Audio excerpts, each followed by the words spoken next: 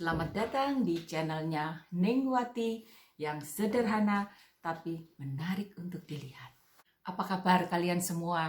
Ningwati harap kalian selalu dalam keadaan sehat jasmani dan rohani, juga tidak kekurangan suatu apapun di masa pandemi seperti sekarang ini. Dan kita semua tetap beraktivitas dan juga kreatif di dalam masa pandemi ini. Supaya apa?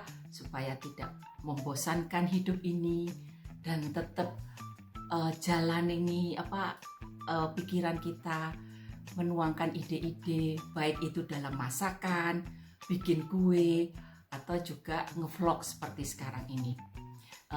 Kali ini Ningwati mau ngobrol bersama seorang mantan penterjemah, baik penterjemah lisan maupun tulis.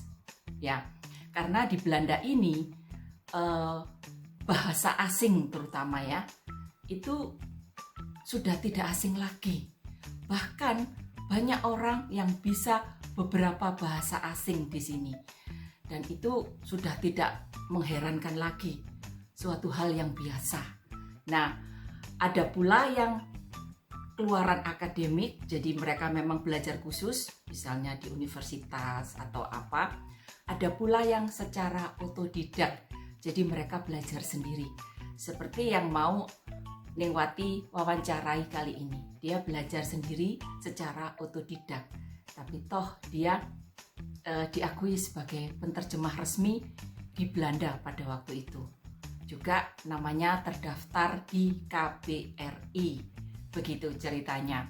Oke, bagi yang baru menemukan channelnya Ningwati, jangan lupa subscribe, like, komen, dan share sebanyak-banyaknya agar kalian tetap dapat mengikuti vlog-vlognya Ningwati yang berikutnya, yang semoga memberi manfaat bagi kalian semua dan berbagi hal yang positif. Oke, yuk kita ngobrol yuk dengan Daniel Lo.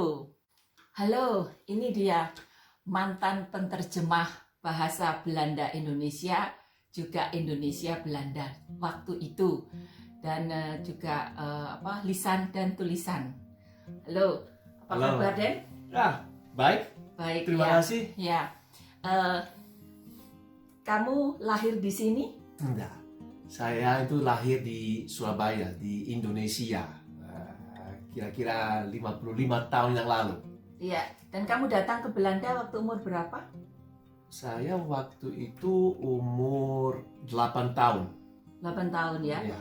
Bersama orang tuamu ya? Bersama orang tua, adik-adik, ya, kesini semua. Kesini, ya, oke. Sekarang di sini sudah berapa tahun? Saya di sini bersama dengan keluarga semuanya 47 tahun, bulan Mei tahun ini. Bulan Mei tahun ini 47 tahun, waktu yang lama ya, ya. Tapi dia tetap masih bisa berbahasa Indonesia, dan satu-satunya saudara hanya dia yang fasih dan juga bagus bahasa Indonesianya. Ya, kamu bisa ceritakan awal mula kamu menyukai bahasa Indonesia terutama. Ya, saya itu suka bahasa asing dari SMP, SMA. Pilih waktu itu 1,5 tahun bahasa Latin kuno dan bahasa Yunani kuno. Tapi itu saya pikir waktu itu masih ya berat, makanya juga 1,5 tahun. Terus keinginan sesudah 20 tahun kemudian, keinginan belajar bahasa ibu. Jadi Indonesia. Bahasa Indonesia, dan juga belajarnya itu lewat orang tua, lewat mahasiswa Indonesia yang sedang belajar di negeri Belanda, dan juga lewat buku dan bacaan. Begitu ya. Oh gitu. Jadi dari situ kamu interesan ya dengan bahasa. Terus waktu kamu memutuskan sebagai penterjemah itu kira-kira tahun berapa?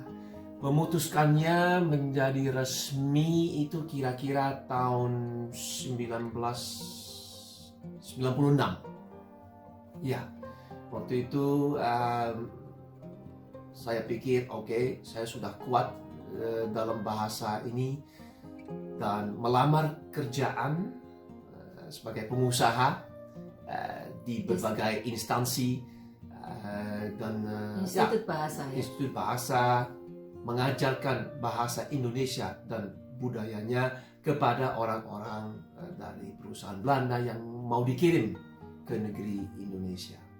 Oh begitu. Jadi kamu lewat institut ya? Institut dan juga sendiri karena Mencari ya klien pengusaha sendiri. menjadi klien sendiri ya. Oh oke. Ya.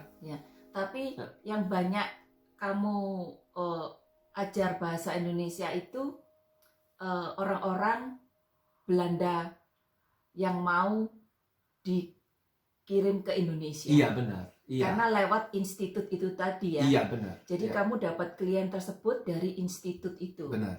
Oh Ya, begitu ya, ya. Ya. Coba ceritakan pengalaman apa yang menarik waktu kamu mengajar bahasa Indonesia pada Belanda, pada Iya. orang Belanda Iya. yang mau dikirim ke Indonesia. Mereka selalu tanya apakah bahasa Indonesia ini ditulis dengan huruf Latin, bukan huruf yang lain-lain, misalnya ya bahasa Arab ya lain, bahasa Ibrani lain lagi. Saya bilang ini dengan tulisan Latin. Oh ya seperti bahasa Belanda begitu. Oke, bagus. Dan mereka itu kesusahan juga dengan lafal, ucapan bahasa Indonesia dari mula. Dan Seperti apa misalnya? seperti bilang misalnya nyata, kata nyata misalnya, mereka sulit mengungkapkannya, ya, bicaranya, ya. Coba kalau mereka ngomong apa nyata itu? Ya sulit, nata, Oh nata. atau kata kerja ingin, mereka nggak bisa bilang ingin. Mereka bilangnya apa? Ingin. Mereka bilang ingin. Iya. Terus saya bilang itu sepertinya kalau kamu bilang dalam bahasa Belanda kata koningin, ratu, itu sama, lafalnya sama, ucapannya sama, seperti ingin. Oh gitu. Ingin, jadi ngajarnya koningin, itu harus belajar dari situ. Oh iya. Terus kami juga mengajarkannya ya lebih lanjut.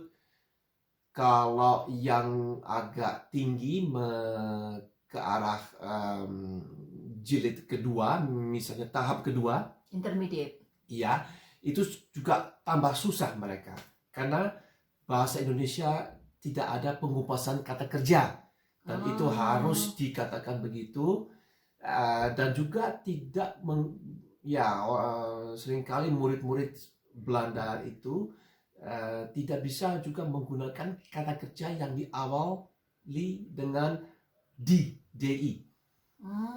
Susah. Kenapa kita harus berbicara dalam bahasa Indonesia seringkali dalam bentuk pasif?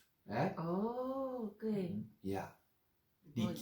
Misalnya kirim, dikirim. Nah, itu mereka tidak bisa menerapkannya. Bagaimana itu harusnya? Nah, itu susah memang kalau sudah di tingkat atas. Jadi kamu menjelaskannya juga harus detail ya? Iya, dengan membuat kalimat.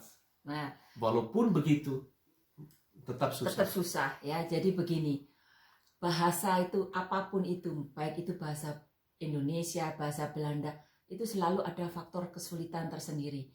Jadi kita tahu ya dari sini bahwa bahasa Indonesia pun dipelajari oleh bangsa lain itu pun sulit dan mereka berusaha. Jadi kalau kita orang Indonesia yang tinggal di Belanda sini bisa ngomong bahasa Indonesia, bahasa Belanda, jadi jangan malu, nggak usah perfect karena itu bukan bahasa kita. Yang penting kita ngerti maksudnya dan apa tujuannya dan grammarnya juga nggak salah-salah sekali, masih bisa ditolerir.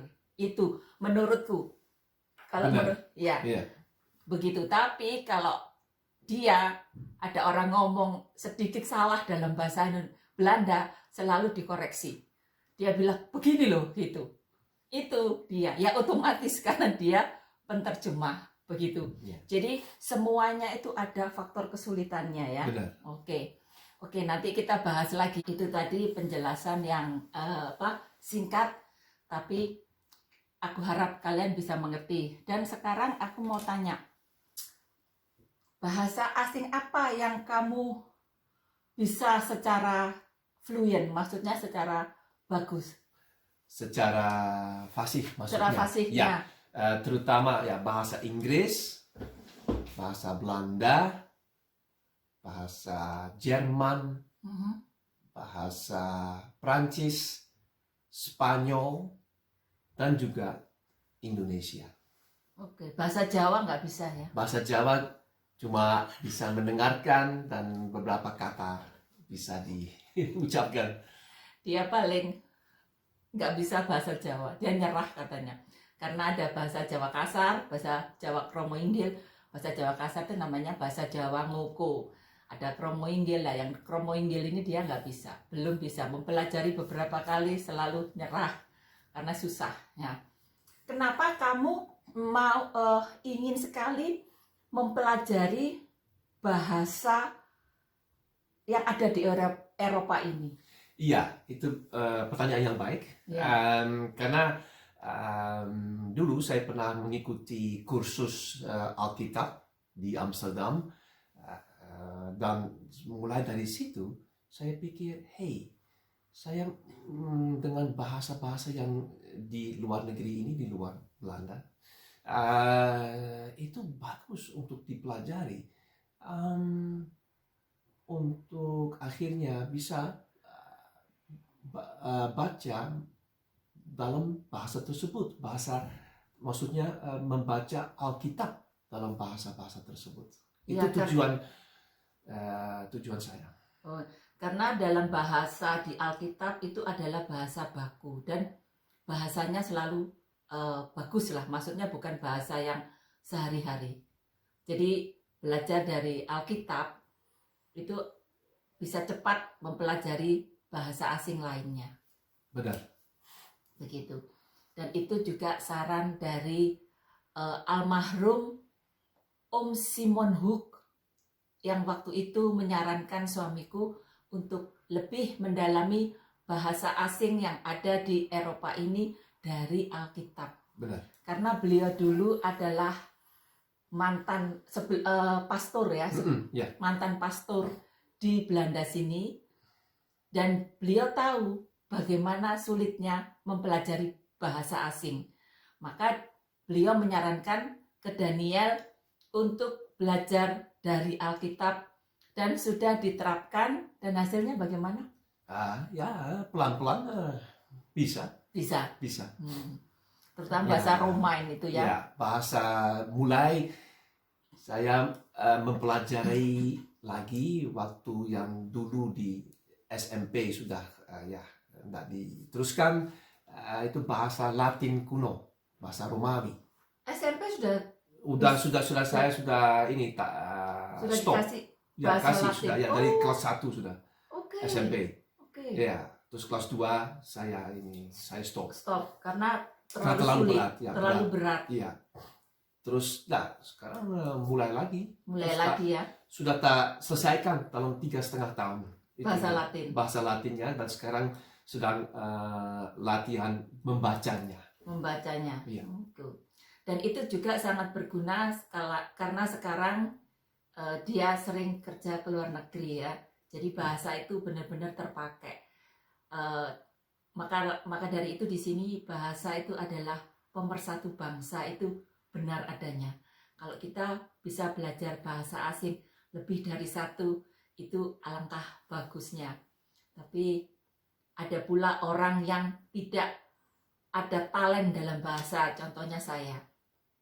Nggak usah ngomong orang lain, saya nggak bisa bahasa asing dengan bagus. Makanya saya selalu, sampai saat ini pun, saya selalu belajar. Baik itu bahasa Belanda, bahasa Inggris, dan juga memahami bahasa-bahasa lainnya walaupun pasif.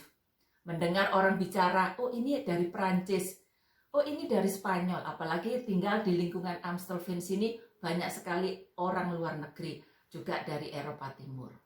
Itu yang aku pelajari, bahwa bahasa itu sangat penting sekali sebagai, yaitu tadi, pemersatu bangsa. Ya, benar. Ya, nah pembicaraan yang ketiga adalah setelah kamu jadi mantan penterjemah lisan dan tulisan, apa yang kamu lakukan sekarang ini? Apa tetap masih dalam bahasa asing? Dan kalau iya, bahasa asing apa yang sekarang sedang kamu pelajari? Iya, itu begini.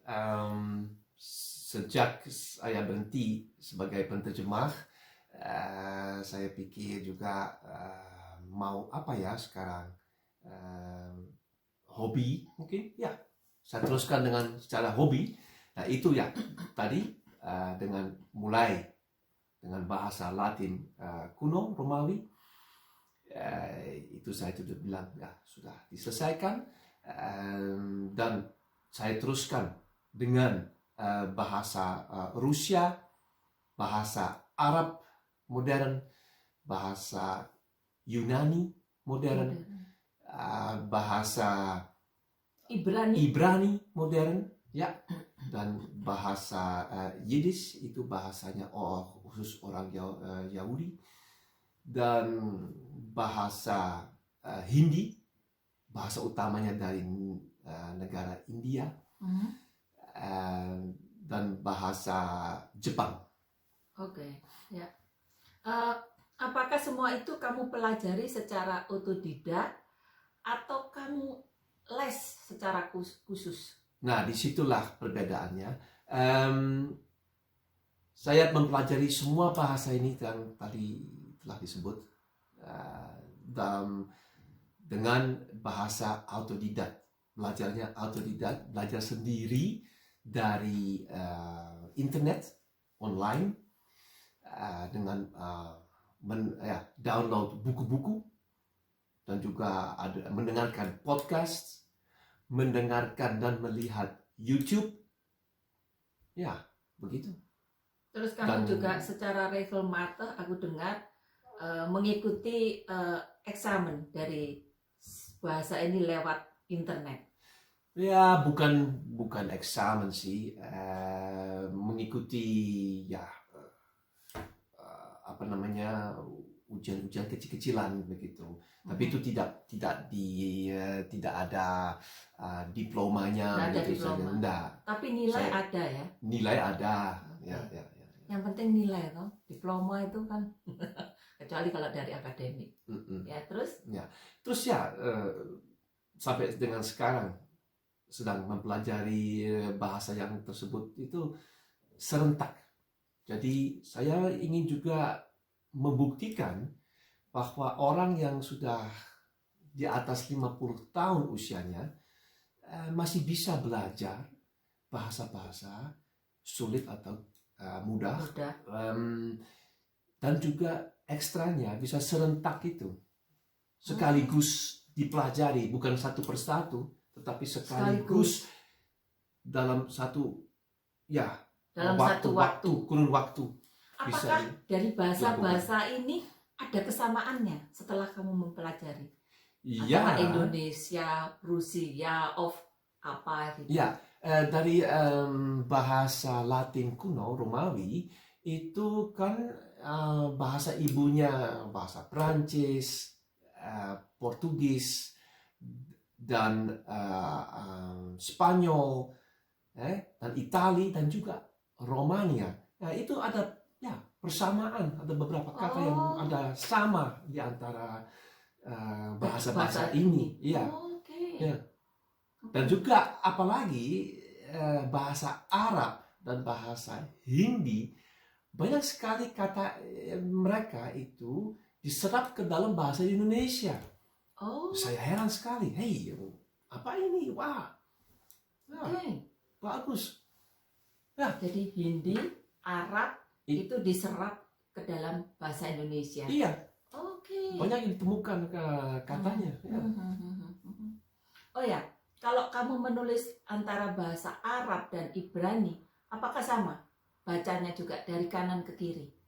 Iya, nah itu bahasa Arab dan bahasa Ibrani itu tulisannya itu dimulai bersama-sama dari kanan ke kiri dan juga bacanya ya dari kanan ke kiri masing-masing.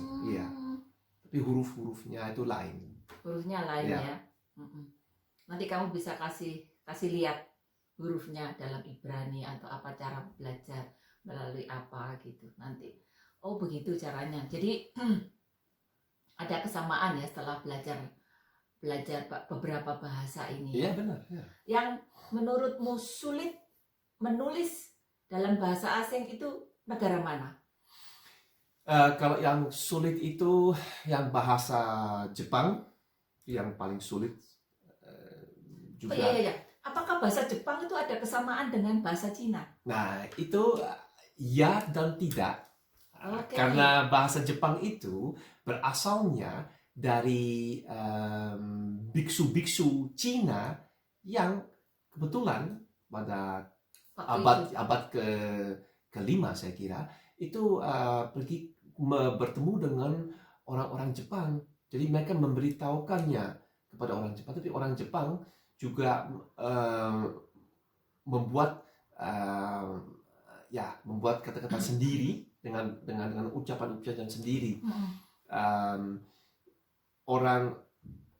Tapi itu karakternya yang ditulis itu ada persamaannya dengan bahasa Cina, tetapi orang Jepang dan orang Cina tidak bisa saling berkomunikasi lisan. Oh. Tulisan masih bisa sedikit. Oke, begitu ya. Ya. Apakah kamu tahu bedanya antara ini huruf Jepang, ini huruf Cina? Ya. Ya, ada perbedaannya ya. Ada perbedaannya. Ada perbedaannya ya?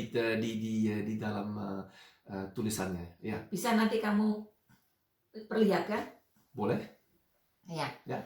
Begitu. Jadi nanti fase selanjutnya aku mau ngobrol dulu sama dia tentang bagaimana dia belajar itu. Nanti aku perlihatkan ke kalian cara belajar dia itu lewat internet itu seperti ini. Oke, tunggu ya. Sekarang Daniel mau memperlihatkan ke kita semua bahasa apa, Den? Bahasa Latin kuno. Oh, ini loh bahasa Latin kuno. Dari Injil Markus. Dari diambil dari Bible ya. Bible Injil Markus. Oh, gini caranya kamu belajar. Iya, oke. Jadi dari sini kamu bisa mempelajari yang lebih detail lagi ya. Ya, itu kalau sudah tingkat atas bisa ya. Oh, oke, gitu. Terus untuk bahasa Ibrani atau Rusia atau apa? Ya, ini bahasa Ibrani dari Alkitab juga. Oke. Injil Yohanes. Oh, Injil Yohanes ya. Oh, gitu. Tak pikir terbalik tulisannya. Ya, memang dari kanan ke kiri harus dibaca. Oh, mulai dari sini. Seperti huruf apa namanya? Rusia ya? Bahasa Bukan. Kalau huruf lain ya. Rusia iya. Itu ya semacam begini. Ini yang tulisan tangan. Ini kamu nulis sendiri? Bukan, ini untuk dipelajari. Oh, ini untuk dipelajari. Ini Rusia? Ini Rusia, tulisan tangan. Oh, oke. Kalau yang tulisan buku dan majalah misalnya, dalam bahasa Rusia, inilah. Wih. Oke. Apa ini artinya? Ini saya belum sampai segini. Oke. Ini. Oke. Ya, yang lain? Yang lain misalnya ini bahasa Arab yang saya ambil untuk membuat itunya latihannya. Oh, oke, sebentar. Oh ini. Ya ini bagi teman-teman yang muslim paham ya. Tapi untuk ke Daniel lo harus belajar. Dan ini juga bahasa Hindi juga untuk menulis. Oh, Ini spesial bahasa Hindi itu dari India ya? Ya, bahasa utamanya negara India. Oke. Terus itu? Dan ini untuk bahasa Jepang. Mana? Oh gini. Oh. Atau lebih dalam, ini yang untuk menulis, ini yang untuk ada yang karakternya di kolom yang sebelah kanan pojok. Oke. Itu perbedaannya antara bahasa Cina, Mandarin, dan bahasa Jepang adalah ininya. Kalau ini dikombinasi dengan karakternya, itu kita tahu, ini bahasa Jepang. Oh. Kalau melulu ini karakter begini, itu bahasa Cina. Bahasa Cina. Mandarin atau yang lainnya. Oke, ya. Jadi yang suka bahasa mungkin paham ya. Kalau aku enggak. Oke. Itulah tadi contoh-contoh bagaimana Daniel itu belajar bahasa asing ya. Jadi singkat aja, semoga kalian juga bisa, kalau yang mau dan interest dengan bahasa, bisa belajar secara otodidak melalui internet, bisa lewat YouTube, of Google atau apapun. Semua kesempatan itu terbuka asal kita ada kemauan. Oke, dan sekian bincang-bincang saya dengan Danielo, dan saya mau tanya, apa keinginanmu untuk mempelajari bahasa asing ini bagi netizen? Ya, halo para netizen. Tadi sudah sejumlah contoh saya ini memberitahukan ya. Dan selanjutnya saya itu ingin mengundang kalian untuk mengikuti perjalanan saya ini untuk bisa juga mempelajari dengan lewat internet, belajar sendiri lewat internet, podcast, dan YouTube, dan juga buku-buku yang telah di download. Itu bukan main caranya ini. Dan kalau bisa ada hasil sedikit pun, wah, betapa ya girang dan bangga. Bisa mempelajari bahasa asing. Benar. Secara otodidak. Ya. Ayolah, jangan malu-malu. Salah nggak apa-apa. Salah tidak ada apa-apa. Karena salah itu wajar. Dari kesalahan kita akan belajar supaya tidak mengulangi kesalahan itu. Apapun itu dalam hidup, pasti ada kita membuat kesalahan, baik itu kecil maupun besar. Tapi dari kesalahan itu kita bisa belajar untuk memetik hal yang positif. Seperti juga belajar bahasa. Oke, sekian dan sampai ketemu di lain cerita. Sampai ketemu ya. Dah.